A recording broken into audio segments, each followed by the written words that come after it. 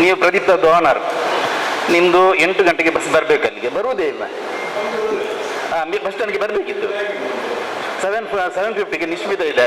ಅದರ ನಂತರ ಬಂದರೆ ಜನರು ನಾವು ಹೇಳೋದು ಇಲ್ಲಿಗೆ ಪ್ರದೀಪ್ತ ಬರುವುದಿಲ್ಲ, ಕೆಳಗೆ ಹೋಗ್ಬೇಕಂತೇಳಿ. ಎಷ್ಟು ಜನರು ಕಾದು ನಿನ್ನಲ್ಲಿ ಒಂದು 3 ದಿವಸದ ಹಿಂದೆ 5 ಜನ ಅಲ್ಲಿ ಬಾಕಿ ಆಗಿದ್ರು. ಪಾಪ ಬಸ್ಸೇ ಬರಲಿಲ್ಲ, ಅವ್ರಿಗೆ ಗೊತ್ತಿಲ್ಲ. ನಾವು ಹೇಳ್ಬೇಕು, ನಾವು ಹೇಳ್ಬೇಕು, ಇಲ್ಲಂತಾದ್ರೆ ಸೈಡ್ ಜ್ಯೂಸಿನವ್ರು ಹೇಳ್ಬೇಕು. ಅಲ್ಲ, ರಾತ್ರಿ ಲಾಸ್ಟ್ ಬಸ್ ಅಲ್ಲ, ನಿಮಗೆ ಟೈಮಿಂಗ್ಸ್ ಅಂತ ಲಾಸ್ಟ್ ಬಸ್ ನಿಮ್ಮದು ನಾರಾವಿ ಅಂದರೆ ರೂರಲ್ ಏರಿಯಾ, ಅಲ್ಲಿಗೆ ಜನರು ಬರುವುದು.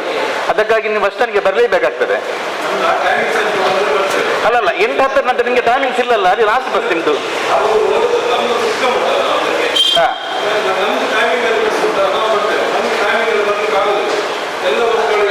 ಲಾಸ್ಟ್ ಬಸ್ ಅಂದರೆ ಜನರಿಗೆ ಅಲ್ಲ, ಹೆಚ್ಚು ಗೊತ್ತಿಲ್ಲದ ಜನರು ಇದ್ದಾರಲ್ಲ, ಒಂದು 10% ಜನರು. ನಾವು ಅಂಗಡಿಯವರು ಹೇಳುದು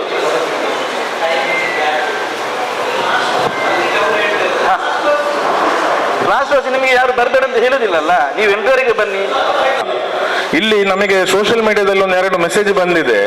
ಹೊರಗಿನವ್ರು ಕೇಳಿರೋ message, where is Moodbidri bus stand ಅಂತ, ಅಂದ್ರೆ ಮೂಡುಬಿದ್ರೆ ಬಸ್ ಸ್ಟ್ಯಾಂಡ್ ಎಲ್ಲಿ ಅಂತ ಹೇಳಿ ನಮಗೆ ಅಂತ ಒಂದು ಮೆಸೇಜ್ಗಳು ಬಂದಿದೆ.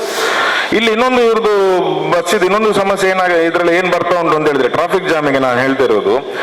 ನೋ ಎಂಟ್ರಿ ಹತ್ರ ಯಾವಾಗ ಬಸ್ಸುಗಳು ಹೊರಗೆ ಬರ್ತದೆ ಅಮರ್ಶಿ ಟಾಕೀಸ್ ಇಂದ, ಈ ಬೆಳ್ತಂಗಡಿ BC ರೋಡ್ಗೆ ಹೋಗುವ ಬಸ್ಸುಗಳು ಆ ಟರ್ನ್ ಆದ ಕೂಡಲೇ ಅಲ್ಲೇ ನಿಲ್ಲಿಸ್ತಾ ಇದ್ದಾರೆ.